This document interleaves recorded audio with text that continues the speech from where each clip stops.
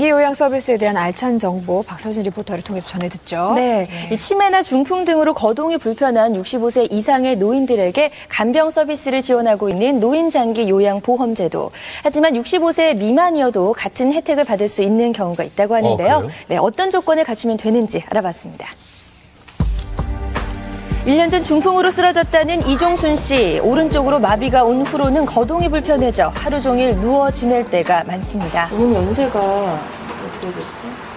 연세 만으로는 58세. 이제 100일 지나고 바로 쓰러지셨거든요. 그러니까 병원에서도 아프면서도 아프다 소리도 못하고 그러셨어요. 운전 강사를 했을 정도로 건강했던 모습 대신 이제는 손자를 안을 기력도 남아있질 않다는데요. 딸 미정 씨는 그런 어머니의 모습에 결국 눈물을 보이고 맙니다. 말씀을 못 하시더라고요. 이후로는 웃지 않으시니까 되게 가슴이 많이 아프고 혼자 있을 때 혼자 놔두고 집에 우리 집으로 가다 그래도 이제 사이가 있으니까 그게 좀 부담스럽기도 하고. 이렇게 노인성 질병으로 혼자서는 거동이 힘들 경우 나이에 상관없이 노인 장기 요양 서비스를 이용할 수 있는데요. 65세 미만이지만 치매나 중풍 등의 노인성 질환을 앓고 계신 분들은 국민건강보험공단 운영센터에 신청을 하시면 그 혜택을 받으실 수 있다고 합니다.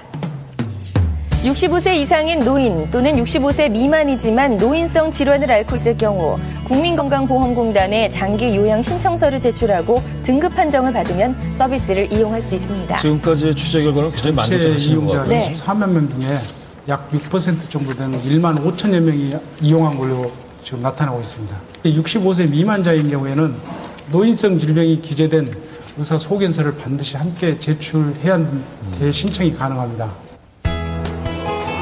뇌경색과 치매를 앓고 있는 권호석 씨는 장기 요양 서비스를 신청해 현재 1등급 판정을 받고 요양 서비스를 이용하고 있습니다. 연세가 60세시군요. 네. 45세, 5세 그 정도에 제일 처음에 뇌경색이 왔었는데요.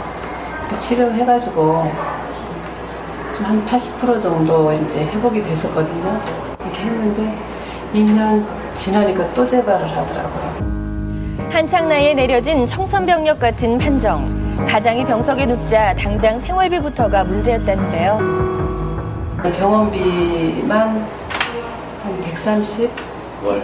예, 월 130에다가 또 저희가 또 자주 다녀야 되잖아요. 왔다 갔다 해야 돼요.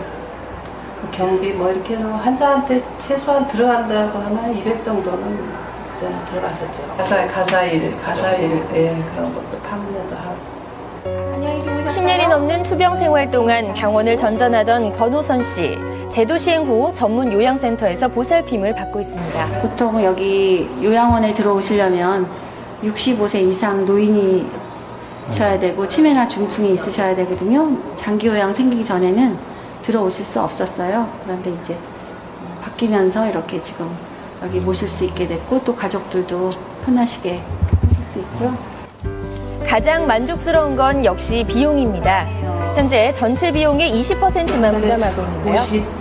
53만 원 정도 되는 것 같아요. 조금 안 되는 것 같아요. 프로그램도 다양하게 다 잘 돼 있고 잘 해주시니까. 그리고 또 여기 와서 또 몸도 좋아지고 그러니까. 비용과 재발 다 성공하셨군요. 네.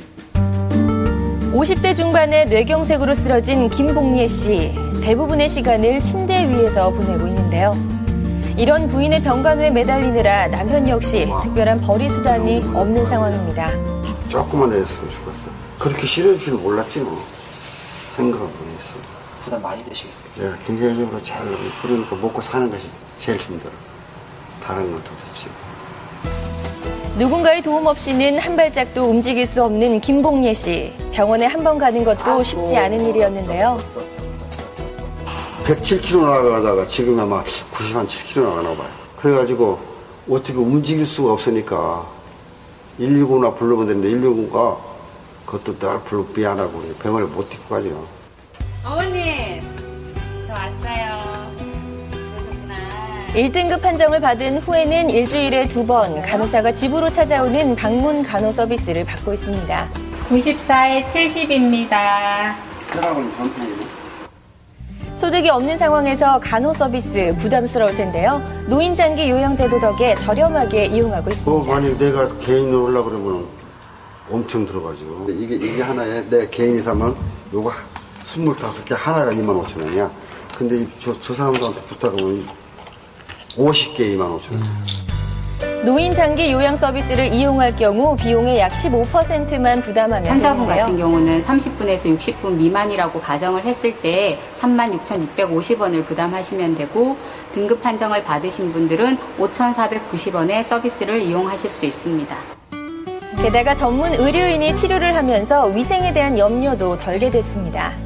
본인이 하시다 보니까 소독이 철저하게 이루어지지 않아서 감염의 우려도 높고 그랬었는데 이런 제도가 생기면서 이제 의료 사각지대에 놓이신 분들이 양질의 전문 간호 서비스를 받을 수가 있죠. 경제적인 부담을 덜었다는 면에서 호평을 받고 있는 노인장기 요양보험제도 고령화 사회 대비책으로 자리매김하길 기대합니다. 어르신들을 돌봄에 있어서 최상의 서비스가 이루어질 수 있도록 맞춤형 급여가 되는 케어 매니저 제도 개념이 강화될 수 있도록 최대한 노력하도록 하겠습니다. 네, 이 노인 장기 요양 보험 제도는 간병 비용을 줄일 수 있다는 점에서 만족스럽다는 평가를 받고 있습니다. 다만 이 요양 시설이 서울에만 집중적으로 분포가 돼 있다는 점, 그리고 한 명의 요양 보호사가 다수의 노인을 돌봐야 한다는 점만 개선이 되면 보다 나은 정책으로 자리매김할 수 있을 것으로 기대를 두고 있습니다. 예, 아프고 나면 사람이 굉장히 꿈이 좀 소박해지거든요. 근데 아직까지 노인들이 한 24% 이상이 그 경제적으로 의료비 고통에서도 못 벗어나시는 분들이 굉장히 많고 2018년 되면 고령화 사회에 접어든다고 하는데 이렇게 소박한 꿈을 국가가 이루어주는 정말 이 꿈 같은 서비스가 조금 더 실질적이고 더 확충이 됐으면 하는 바람이 있습니다. 예, 지금 김호준 선생님께서 이 실질적인 혜택을 좀 누렸으면 좋겠다라고 했습니다만 65세 미만이고 또 노인성 질환을 앓고 있다고 해서 모두가 지금 혜택을 받는 건 아니니까요. 그렇죠. 이 부분에 대해서도 앞으로 좀 개선이 이루어지기를 다 함께 기대해 보겠습니다. 쌍용차 얘기 좀 해봐야죠. 그렇습니다. 점거 농성